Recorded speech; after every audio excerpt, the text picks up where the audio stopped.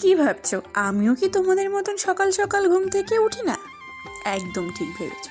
একদম দুপুর দুপুর ঘুম থেকে উঠেই মায়ের হাতের বেগুন পোড়া আর লাউ চিংড়ি আর চিংড়ি মাছের বাটা দিয়ে বেশ সুন্দর করে খেয়ে একেবারে স্নান টান করেই খেতে বসেছিলাম।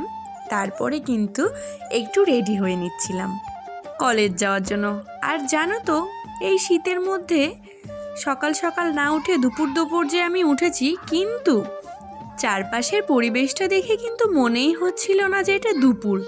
মনে হচ্ছিল আমি সেই সকাল ভোরবেলায় ঘুম থেকে উঠে কলেজের দিকে রওনা দিয়েছি। ব্যাস আর কি, কলেজে যাওয়ার জন্য রেডি। এই যে যেটারই কথা আমি কেবলই বলছিলাম, চারিদিকের পরিবেশটা দেখো, কুয়াশায় চারিদিকে ঢাকা। এরপরেই সোজা চলে গেলাম স্টেশনে, আর স্টেশনে এসেই ট্রেন ধরে চলে গেলাম রানাঘাটে। দেখো আমাদের রানাঘাটে কিন্তু চারিদিকে প্রচণ্ড ঠান্ডা আর কুয়াশা পড়েছে। আর এই যে এইদিকে যার দুদিন আগে বিয়ে হয়েছে সেই বান্ধবীর মুখে কি হাসি।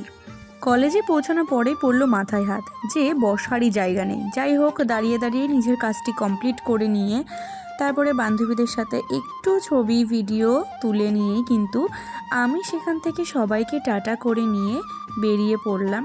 তো আমার এই ভিডিওটি তোমাদের যদি ভালো লেগে থাকে অবশ্যই একটি লাইক কমেন্ট করে দিও। টাটা।